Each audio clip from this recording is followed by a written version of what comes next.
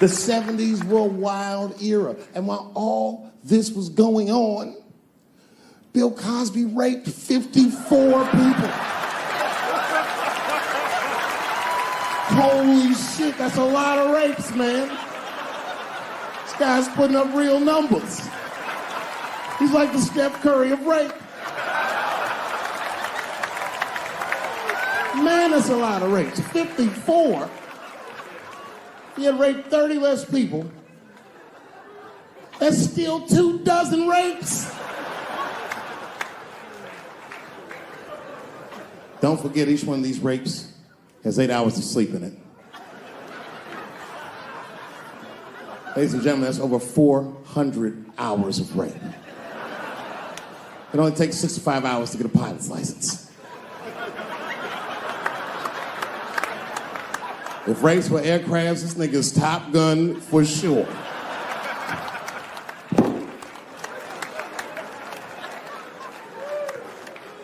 Yeah, that's a tough one. You know, and I was on stage not too long ago. I was in Syracuse, New York. Yeah, well, yeah, for Syracuse, but the show didn't go so good. All because I was talking about Bill Cosby a little bit. Not a little bit, I'll be honest. Talked about him for like maybe 25 minutes. And a woman stood up in the back of the room and she screamed out, "You are a fucking asshole for saying these things." I know. Instantly, I felt, like bad. Not bad about what I was saying. I just felt bad, like, oh, that's too bad she doesn't like the show. I didn't realize it at first.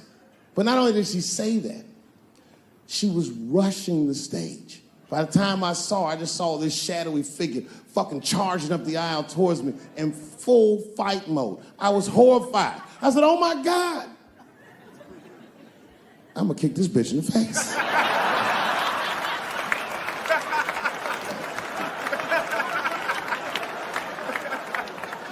Lucky for me, I didn't have to. Security tackled her, but it was a really fucking horrifying scene. Scuffle ensued. And then, finally, she screamed out to me, "Women suffer." I said, I know. And ladies, I need you to know that I know. I need you to know, seriously, there's a lot of men in this room that identify themselves as feminists. I would include myself in that. Don't ever forget, we all have mothers and daughters and sisters and wives, and we want to see all these women do well and not be held back by their gender. There's a lot of men like that in this room. There's a lot of men like that in the world, or as we are known on the streets, bitch-ass niggas.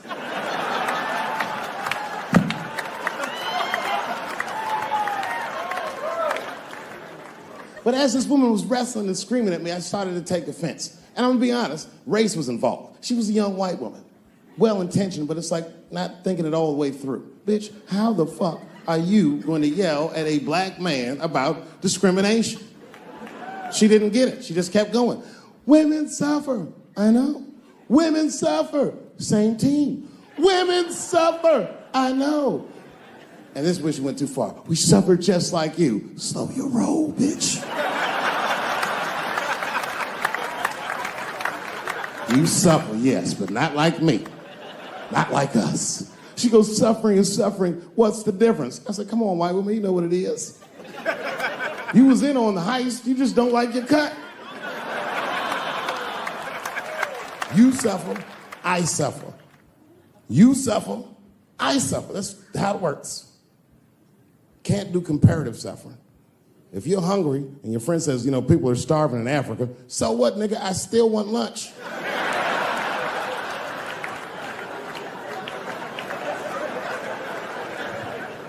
Black people know about comparative suffering, and you know this is a fucking dead-end game. Blacks and Jews do that shit to each other all the time. You ever played Who'd Suffer More with a Jewish person?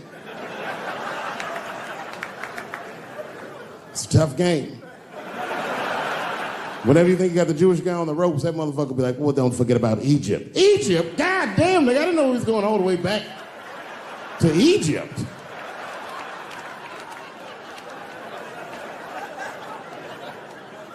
What the fuck is wrong with her? What does she think? Does she think that I don't know that rape is wrong? Does she think that maybe I don't have empathy for Bill Cosby's alleged victims? And I would be remiss if I didn't remind you that technically these are all still allegations, although I admit it looks very bad.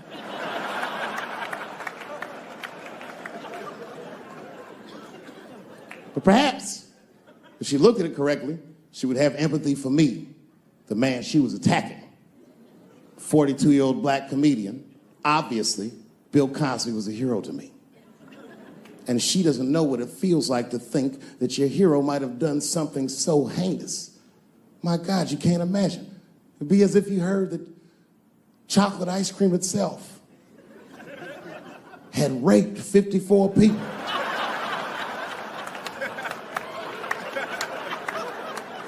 You'd say to yourself, oh man, but I like chocolate ice cream. I don't want it to rape. At first, I didn't believe it. I was like, man, these people are obviously trying to destroy Dr. Cosby's rich legacy. Even 34 allegations into it, I was still like, man, probably only raped 10 or 11 of those people. I know, but it's really tough. You know, you guys are young, so imagine if you found out 40 years from now that Kevin Hart raped 54 people. You'd be like, oh. The only one that would believe that would be Cat Williams. He'd be like, I knew that motherfucker was up to something.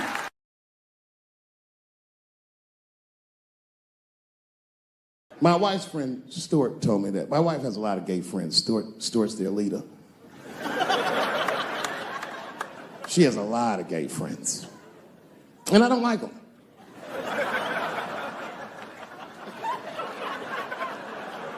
Not because they're gay, I'm just judging them on the merits of their character. They're just not nice dudes. They're fucking rude house guests. They're sitting on my couch, giggling with my wife, eating my motherfucking macaroons. And I come in, they act like the party's over. Hey, Stewart, what's going on? This guy talks to me the way a cat would speak if a cat could talk. Hi, David.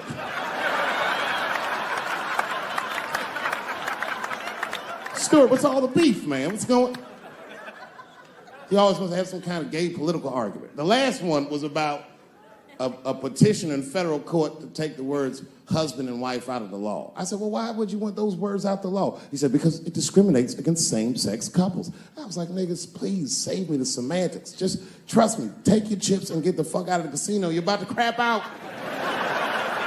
Let's go outside, talk that over amongst yourselves, and whichever one of you is gayer, that's the wife.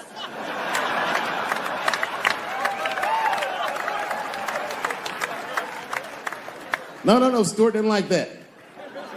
Stewart educates me about this movement, you know what I mean? I didn't even know shit about it. He told me it's called LGBTQ.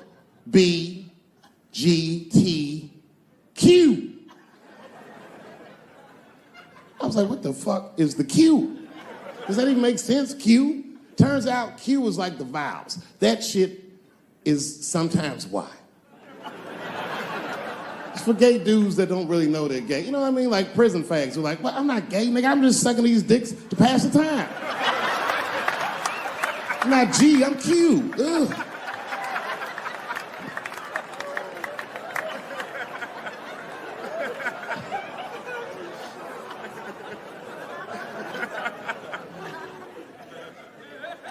I think, okay, again, of all those letters, the T has the toughest road ahead. In fact, I think the T should stand for tough road ahead. They've got the longest mental gap to bridge. That's all I'm saying. Because, you know, whenever I see one of them T's on the street, I don't mind them, but I'll be like, man, I miss Bruce. I'm sorry, guys. I'm 42. I remember Bruce Jenner. Before the Kardashians, before all that, this motherfucker was a white American superhero. It was amazing. He was beating Africans at track and field. We'd never seen anything like it. He was on my cereal box growing up. You know how much of that cereal I ate, nigga? I didn't know he was gonna do that.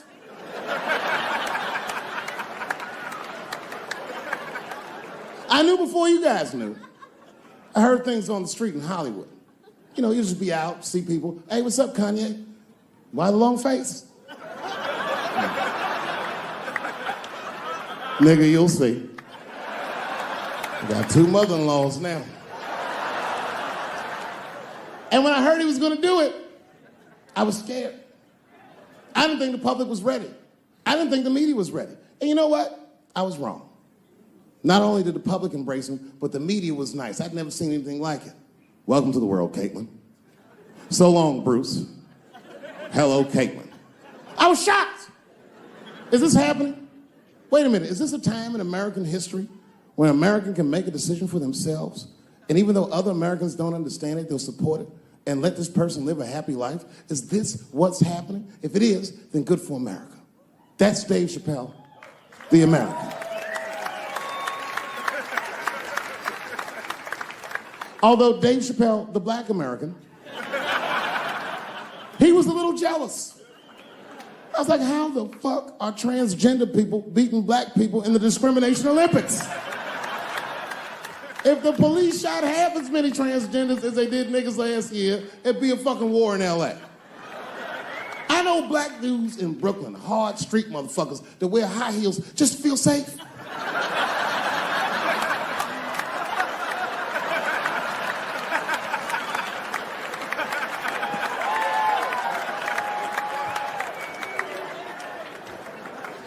Transgenders are gangsters. I used to do business with a transgender in Hollywood. Man, everybody would be scared of her in the boardroom. She'd walk in there, newly minted woman, high heels, purse. Wouldn't say anything to us, just walk around the conference table looking mean as shit.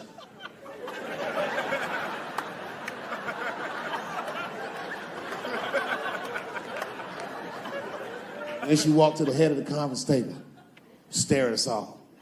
Reach in her purse and pull her old dick out and throw it on the table. Let's talk business, gentlemen. Ah!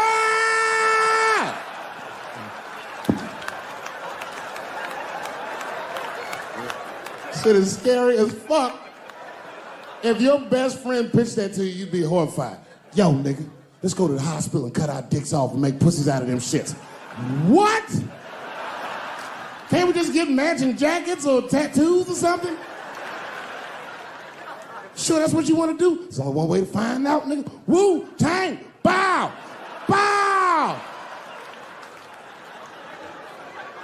Let's go to the club and trick niggas into fucking us, yeah.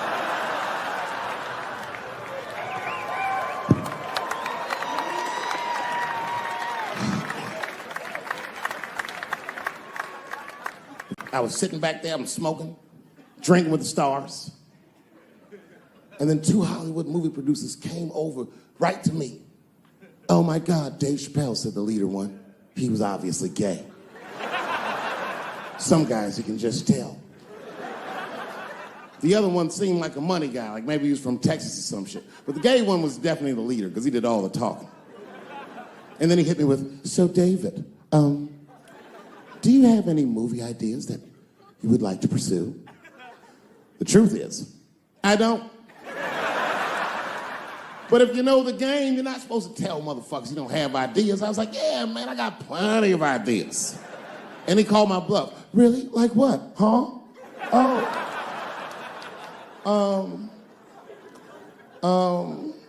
And then I just started making up shit that I thought maybe he'd like to see. I said, I have a superhero idea. He goes, really? I go, yeah, he's a gay superhero. He was like, really? What's it called? Huh? Oh, it's called Same Hero, New Boots. It's about a gay sous chef in San Francisco. He gets bit by a radioactive rat on his shift when he's taking out the trash. And is blessed with powers beyond his wildest dreams. Supersonic, gay kind of powers. And he starts saving everybody in San Francisco. But at first, he only saves gay people. Later, he saves everybody, and the whole city just falls in love with him.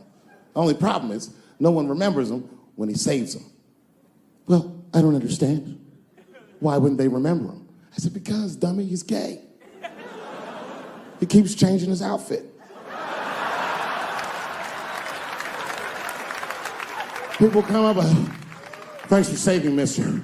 what's your name anyway? And he's like, same hero, new boots, and that motherfucker flies away.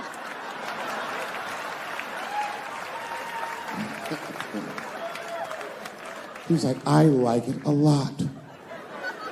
The Texan didn't like that shit at all. He was upset.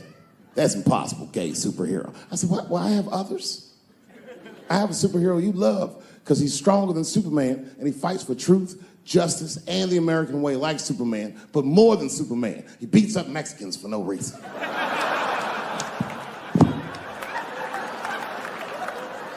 The Texan's like, you got my attention. I was like, man, this motherfucker is so strong, he can fly and do all this great shit. Only problem with this guy is he can't even activate his powers unless he touches a woman's vagina. Not a long touch, just a couple of pats.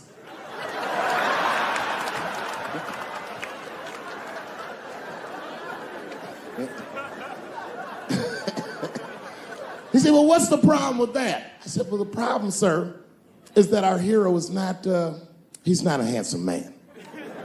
And he's often short on cash. So whenever trouble breaks out, he has to run around the city and convince women to let him pat their vaginas. Please, miss, that building's on fire. Can I pat your vagina quickly? People are dying, but he can't tell them exactly why. Ugh, get away, you're gross. Please, miss, people are dying. Just a couple of pats. Ugh, gross, get away.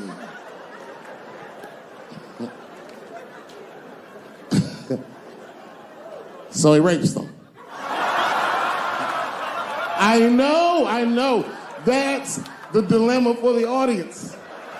Because he rapes, but he saves a lot of lives.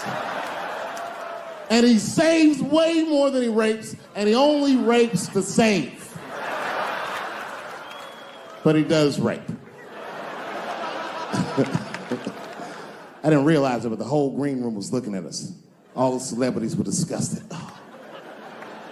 That guy from Texas was like, here's my card. Call me on Monday. That worked out.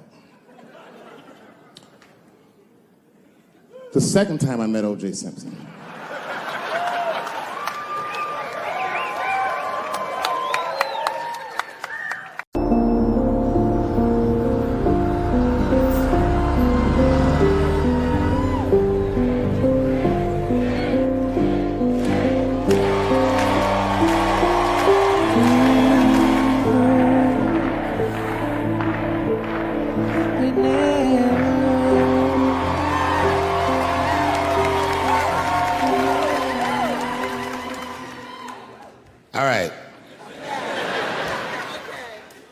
Almost 24 years ago was the last time I was on this stage, in this room. I was taping my first 1-hour special. It's called Killing Them Softly. My girlfriend was sitting in that row, pregnant. She's now my wife.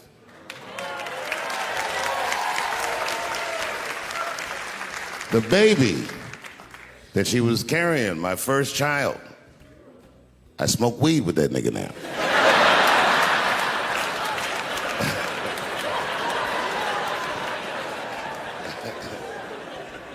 And what I remember most about that night was the pressure. Before the show, I had to run out there on the avenue and hand out tickets to anybody who would take them because I couldn't even fill the fucking room. And boy, what a difference 24 short years makes.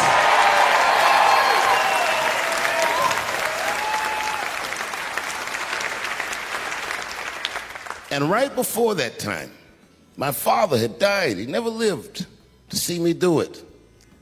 And when he died, I was inconsolable. I thought I'd never smile or laugh again.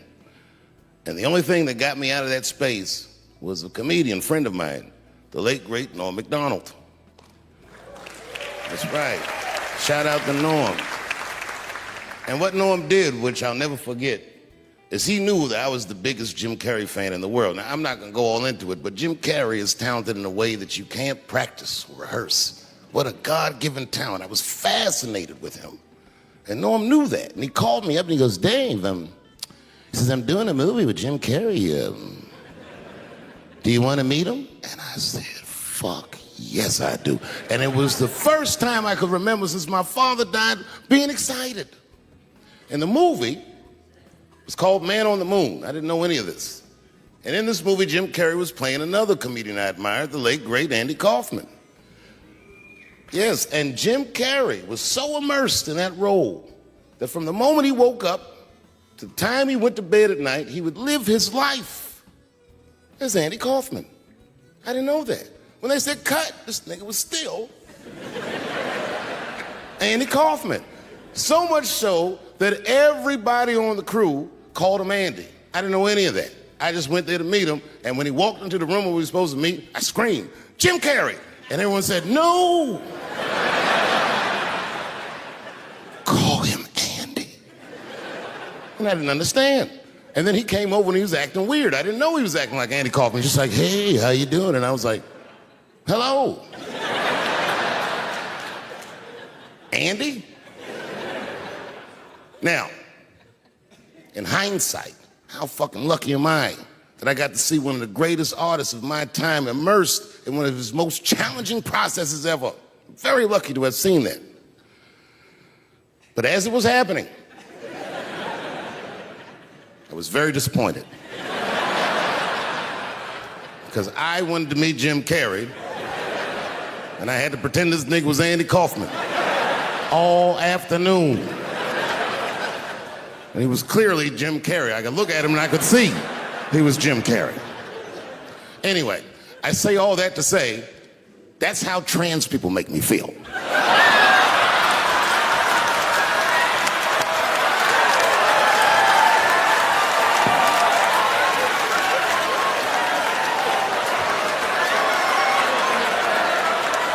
Here we go. Now, if you guys came here to this show tonight thinking that I'm gonna make fun of those people again, you've come to the wrong show. I'm not fucking with those people anymore. It wasn't worth the trouble. I ain't saying shit about trans people. Maybe 3 or 4 times tonight, but that is it. Tired of talking about them. And you wanna know why I'm tired of talking about them? Because these people acted like I needed them to be funny. Well, that's ridiculous.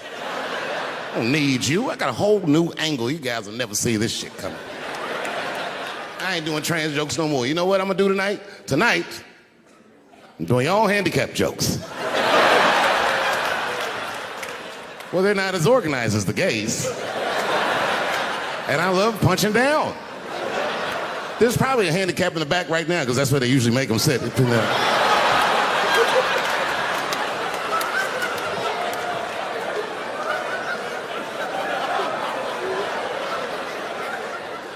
I came here to laugh at transgender people. I didn't know this nigga was gonna make jokes about us. Come on, y'all, let's get the fuck up out of here.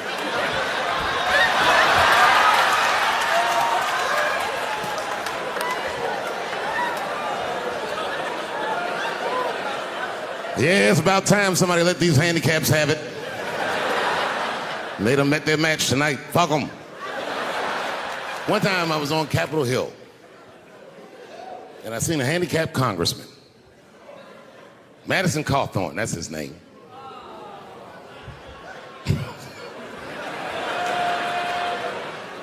He's a Republican from North Carolina. And he was shocked because I saw him and I go, hello, Congressman. He didn't even know I knew who he was. He turned around. Then I just walked away.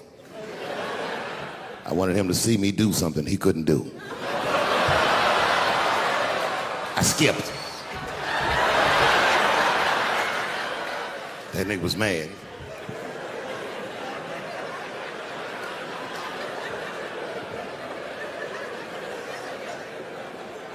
He's no longer a congressman. I don't know if you follow politics. I'm not trying to be funny, but he lost his seat. He ran a bad race. Oh, buddy, yes, he did. And you know what he did wrong? He was running for Congress again, and this motherfucker tried to be controversial. He was on all them right-wing podcasts talking all that shit. He was like, Washington is worse than Hollywood. I was at home like, what? He said, these people are disgusting. They have orgies and sex parties and drug parties. And I was thinking, this nigga sounds like Juicy Smouye.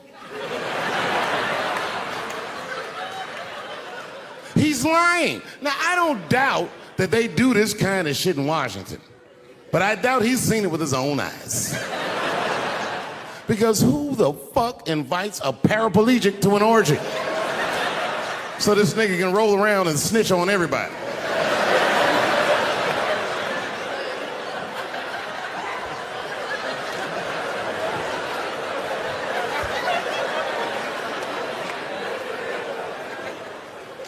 I said, there's only one reason you're gonna invite him to an orgy. And you know what that is. Have at it, guys. I can't feel anything. Let's get this bill passed for America. One at a time, folks.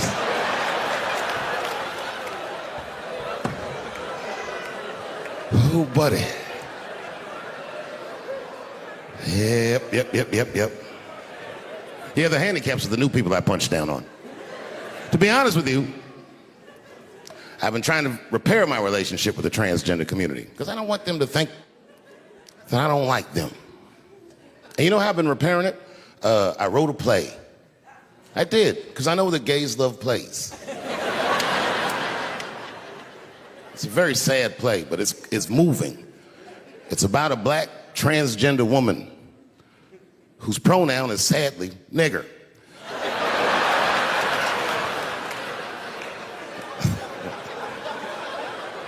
It's a tearjerker. At the end of the play, she dies of loneliness because white liberals don't know how to speak to her. Sad. Speaking of nigger, I've also been working on a book, and this is true. I'm rewriting the American classic, Huckleberry Finn, from Nigger Jim's perspective. It's called The Adventures of Nigger Jim. That's how the book starts. Huckleberry Finn walks up to him and goes, so you're Nigger Jim. And he's like, yo, I just said Jim. What's your name, little buddy? Huckleberry Finn. My name? Yeah, Huckleberry. That's your real name? God given. You know what? Let's call me Nigger Jim. It's fine. Okay. I don't care if you are black or white or whatever. If you ever meet a white person, that's Huckleberry. He has less anything. That is the white, trashiest thing I've ever heard in my fucking life. And if you have a name like Huckleberry, you're doomed to fail. But I was in court and my lawyer came up like, your attorney, Huckleberry Finn. I'd be like, uh-oh, I'm going to jail. God forbid I ever go to jail. But if I do, I hope it's in California. Because as soon as the judge sent me, I'll be like, Your Honor, before you sent me, I just went to court. I identify as a woman. Send me the woman J. And as soon as I get in there, you know what I'm going to be doing? Give me a fruit cocktail, bitch, before I knock your motherfucking teeth out. I'm a girl just like you, bitch. Come over here and suck this girl dick I got. Don't make me explain myself. I'm a girl.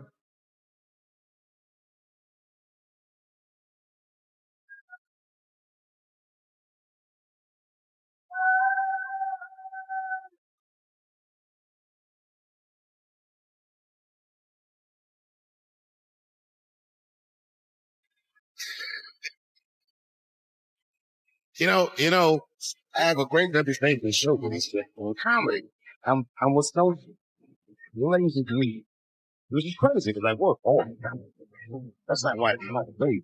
Couple ladies out there chasing down 20,000 views right now. I'll tell you something. We're all looking at like crazy.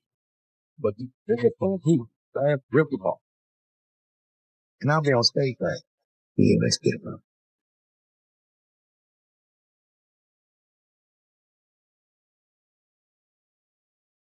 This next joke is one of those jokes that it's not, you know what I mean? I like to tell it, but it never does good. But I'm gonna do it. You know why it doesn't do good? I'm not good at impressions, but this is an impression. You ready? Okay. This is not gonna work. All right, this is my impression. It's my impression of the dead people on the Titanic. You didn't let me finish.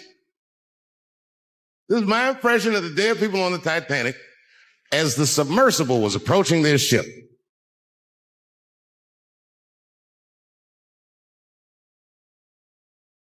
That's good enough. All right, here it goes.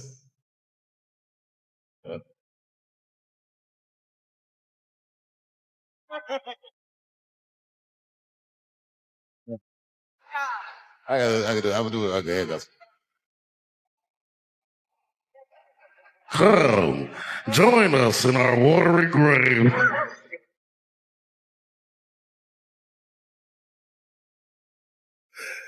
Oh, buddy, that's funny to me. Listen, that is a funny way to die. 20 years from now, on my 70th birthday, I'm going to take a submersible to see the submersible. Hopefully by then it should work. My wife hates that joke. You know, do you know this strip club in D.C. called Camelot? Is that still open? Well, I know what I'm doing after the show. I got to tell you, the other day my wife called me creepy. You know, I frequent strip clubs. I don't want, you know, it's something I like to do. And my wife said I was creepy because I go to strip clubs by myself. Is that creepy? I think that's better than going with the fellas. That's creepy to me. And right before that tour started, Chris was involved in what we blacks might even consider a goddamn 9/11.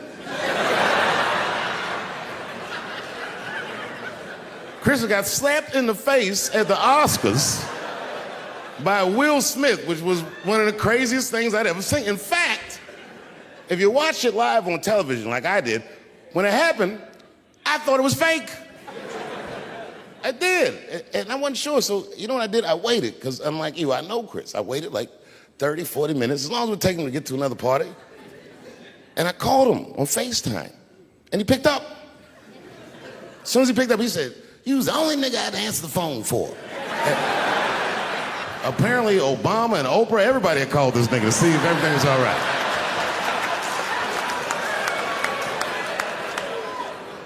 And I thought it was fake. I didn't know. So I asked him, I go, well, you know. He said, "What?"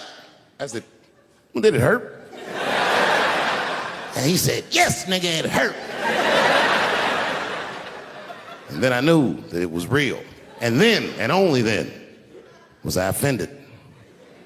And I wasn't just offended that he got slapped. That was only half of it. The real offensive part was that after he slapped him, this nigga Will just sat down and enjoyed the rest of his evening. It was crazy. It was just...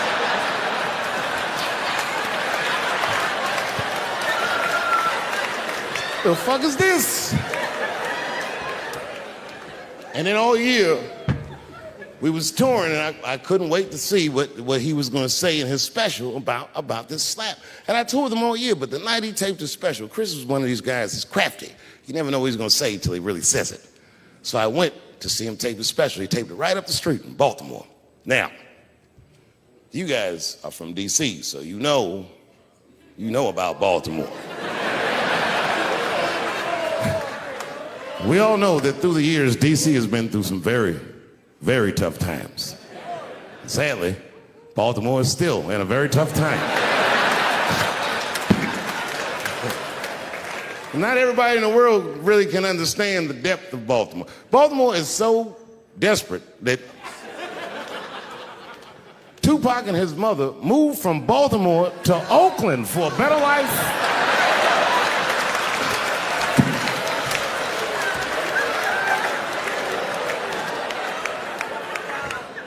And Chris Rock went so hard in the paint And I can't believe he did this. He shocked a Baltimore crowd. I didn't even know that was possible. I started doing comedy around here. Shocked them. And you know what he said that got him? He looked at the crowd, he walked out. I didn't expect him to say this. He looked at the crowd, it's all black, Baltimore black.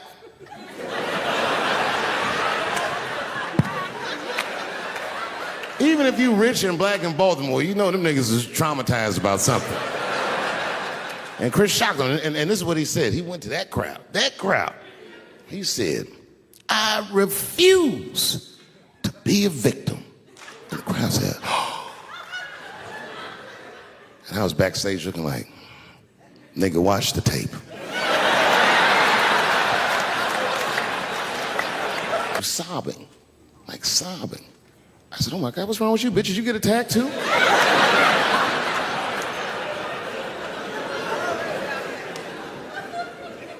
And she's crying, she said, oh my God, David.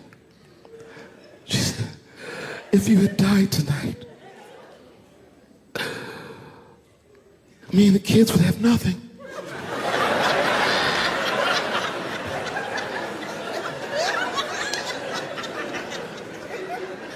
Then I knew it was serious. So I sat down on the bed next to her. And I reached in my pocket, I pulled some keys out that she had never seen before. She said, oh, what are those keys? And I gently placed them in her hands. I said, sweetheart, those are the keys to my safe deposit box.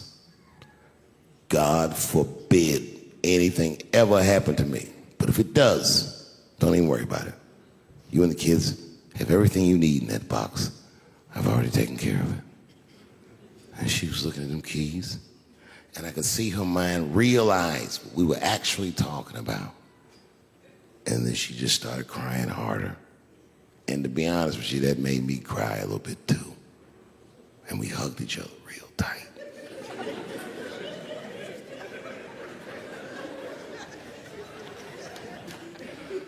Do you know this bitch looked in the box while I'm alive and well? Who does that? Oh my God. And then she was mad at me. She said, God damn it, David, I opened that box. I said, you did? She said, yes, I did. And there was nothing in there.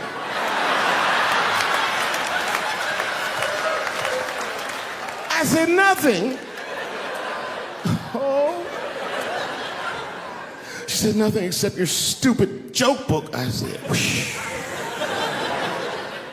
I said, well, sweetie, look. If you tell those jokes exactly how they're written, you and the kids should be fine. They're really good jokes.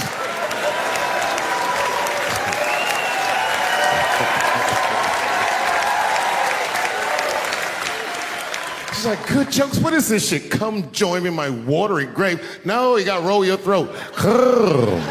Join me in my watery grave. I thought my wife was cheating on me. Yes, nigga, yes. That was one of the worst days of my fucking life. I couldn't take it. And I'm embarrassed about it now, but I can talk about it. You know what I did? It's fucked up, but I did do this. I waited. I waited for her to fall asleep. And when I waited a long time, she's Asian. I couldn't tell if she was asleep or not. I was looking at her.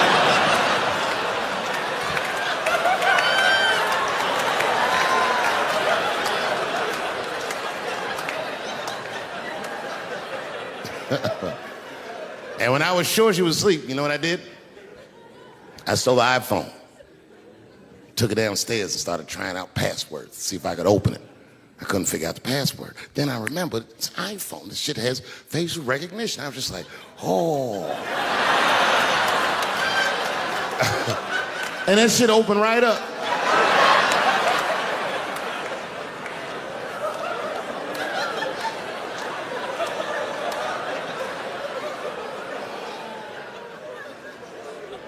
And I saw a text message in there from a fella named Earl. I don't know anybody named Earl. I woke her up out of her sleep. I said, wake the fuck up. Who the fuck is Earl? And she said, David, what are you talking about? Oh, don't you play dumb with me, bitch. I done opened your phone. Who is Earl? And she said, oh my God, David. That's Gay Earl from the hair salon. I said, word, what am I, a dummy? How am I supposed to know this nigga is gay? And she was calm. She said, read his text and look at his pictures. I started reading the text. This fella sure does spell girl with a U a lot. And I switched over and looked at his pictures, and I couldn't believe it. This fella looked gay and still pictures. His mouth was open in every shot.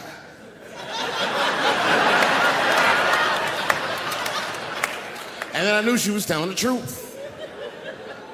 And then I felt like dumb. I said, I'm sorry. I'm sorry. Okay, I'm sorry. Here, take your phone. I'm sorry, just go back to sleep. I am sorry, I guess I just been insecure because all this cheating I've been doing. Good night.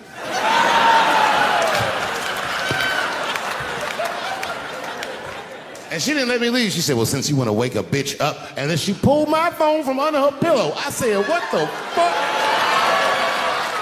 She said, who is this bitch in this picture? I said, how'd you open that phone? She said, it was easy, nigga. All I had to do was mash my nose and go like this, and it opened right up. I said, what the fuck?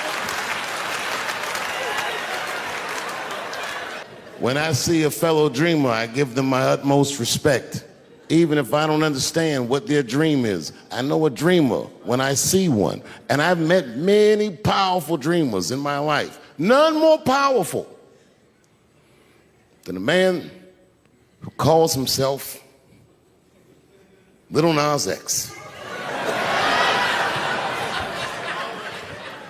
I met this nigga at a party. I had no idea who he was. But the minute he walked in that party, I knew I was in his dream. Everybody in the party was another dreamer. Everyone was famous, but when that nigga walked in, he was dressed like C-3PO. He was shining.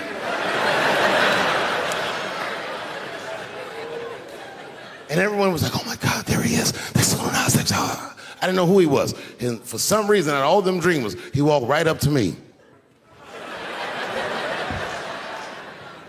And he said, I tried to get you in my video. I didn't know what the fuck he was talking about. I said, what? I said, what? What video? And he just looked at me like, you know what video, and walked away. And I watched him walk away. I said, man, this nigga's having a very powerful dream.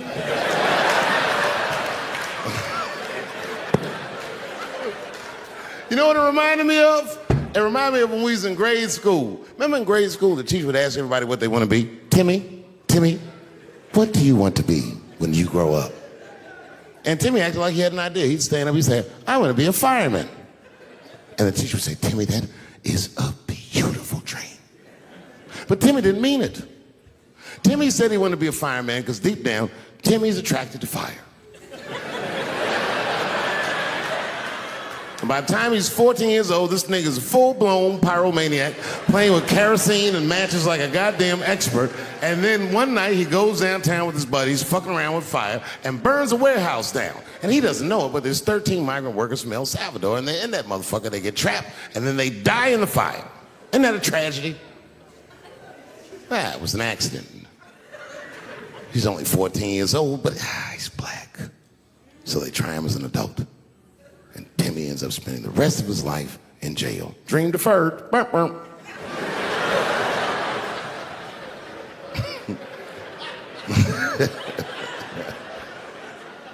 What about you, Billy? Billy, what do you want to be when you grow up? And Billy stands up and he says, I want to be president of the United States. And the teacher says, oh my God, Billy, that is a wonderful dream. And Billy means that shit. Billy does everything right. That motherfucker gets his grades up. He joins student government. He even does extracurricular activities like show choir just to make his resume look good. He's on track to be president, but junior year he wipes. He's 16, he gets his girlfriend pregnant and has to drop out of high school to make ends meet. But lucky for him, the local Walmart's hiring. By the time he's 20 years old, this motherfucker makes assistant manager at Walmart. He's the youngest one in the district. He says, oh my God, if I can keep this up for 4 more years, I could be a manager.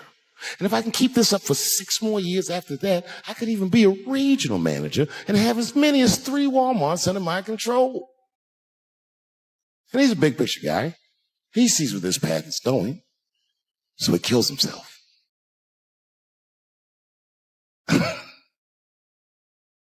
Well,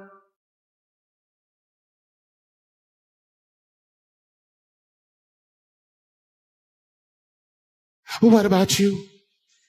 What do you want to be when you grow up? I don't want to say, because I don't want the other kids to laugh at me. Who cares if they laugh?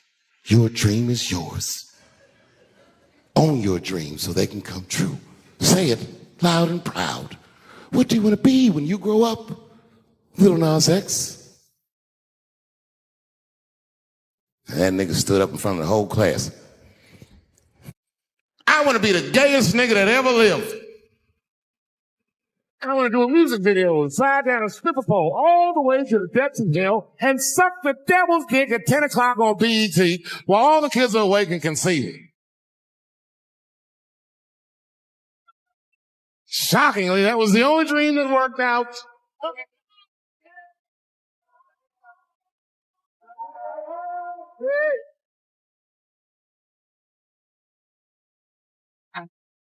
That's why I'm here tonight in the city where I built the dream that I live.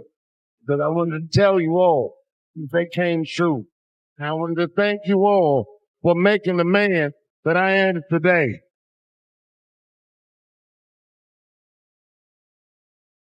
Yes, I am living a very fine dream.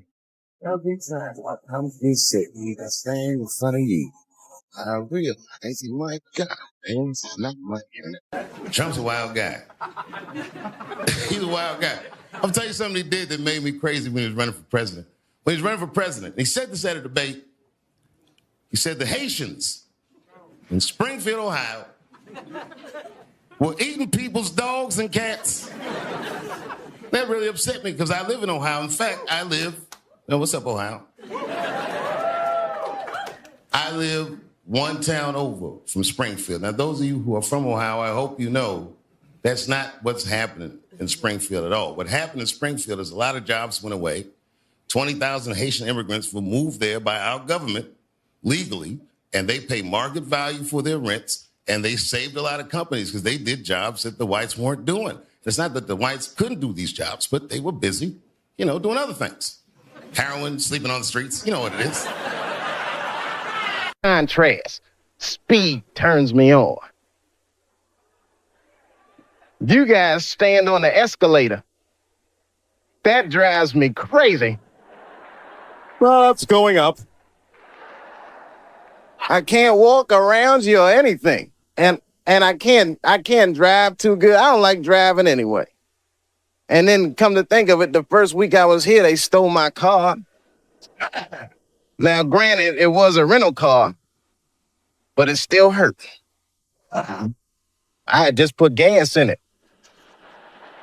I was very upset, but I figured it was no big deal. I bought the insurance. So I just called the rental car agency, and they sent me another one. The guy was nice on the phone. No problem, Mr. Chappelle.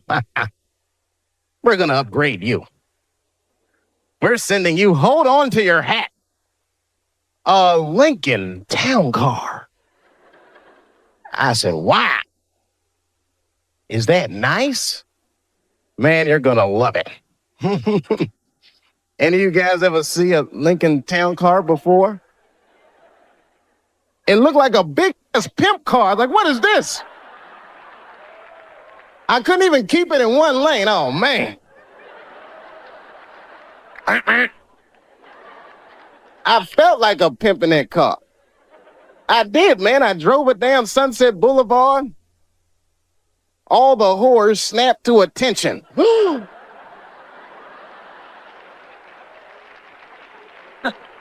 lot of weird stuff happens here, man.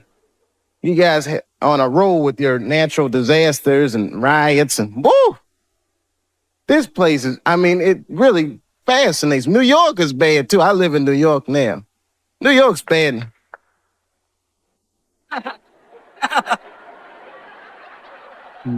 It's a lonely feeling, isn't it?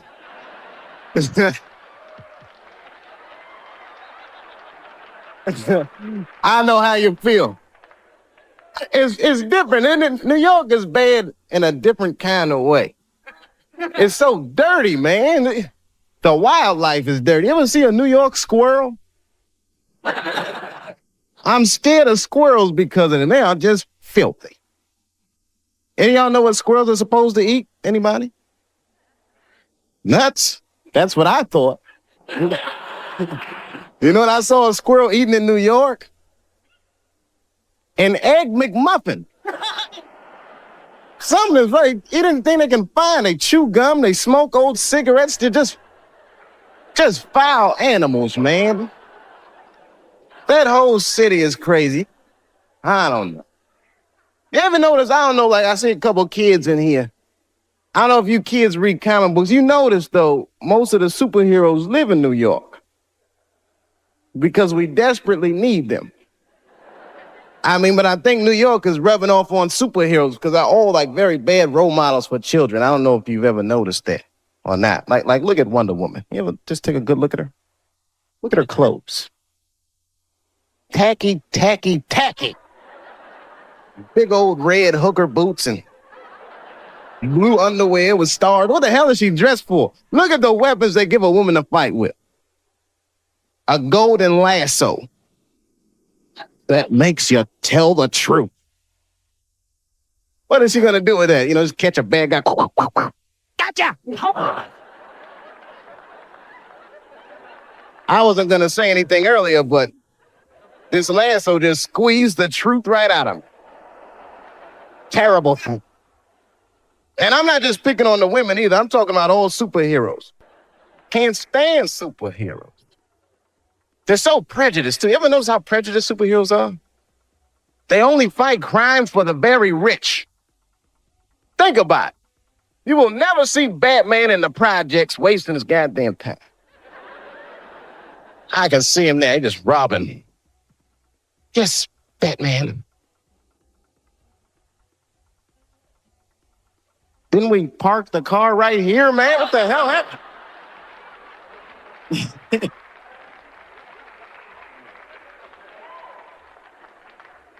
Something about New York.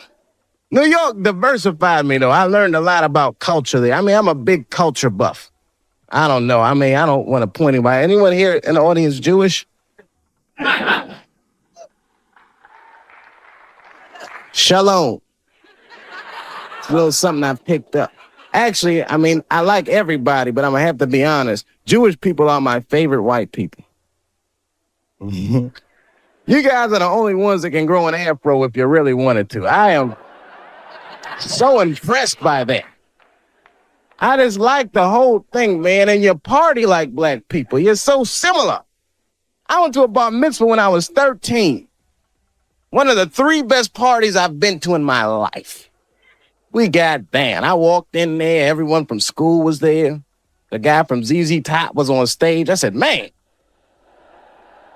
this is going to be good. You know, we walked in the synagogue and they gave us them party hats y'all wear. I got a seat in the front. And my friend Charlie Buckholz, that's the guy who was being bar mitzvah, he walked on stage and the whole place got quiet. He picked up these 2 scrolls, started reading from them. He wasn't really reading, he was almost singing. Baruch atah Adonai. Sounded beautiful. Now, I had never been to a synagogue before, but at a black church, if someone on stage is singing, you're supposed to sing along. Whether you know the words or not. I did the best I could.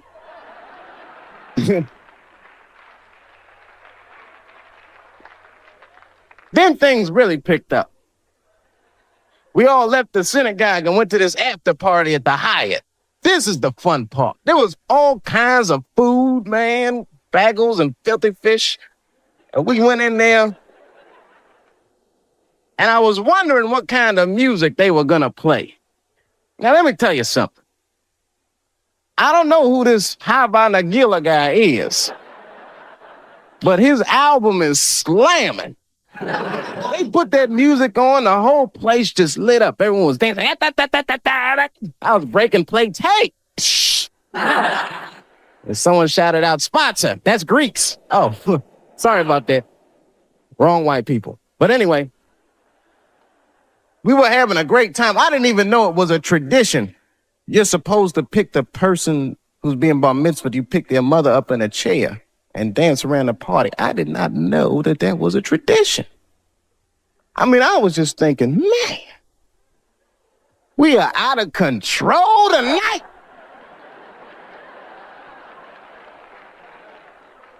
That was fun. It broadened my horizons, man. I mean, I was a very ignorant child. I didn't know a lot of things. Like when I was growing up, I don't want to offend anybody here. Let me check the exits. Okay, when I was growing up, I used to think that all white people, don't be mad. I thought all white people were happy just to be white. I know it sounds silly. I thought you just walked around, hallelujah, I'm white. This feels great. Taxi. Just checking. Go ahead. Thank you, everybody. Dave Chappelle. Dave Chappelle. Excellent, Dave. Excellent. Dave Chappelle, ladies and gentlemen.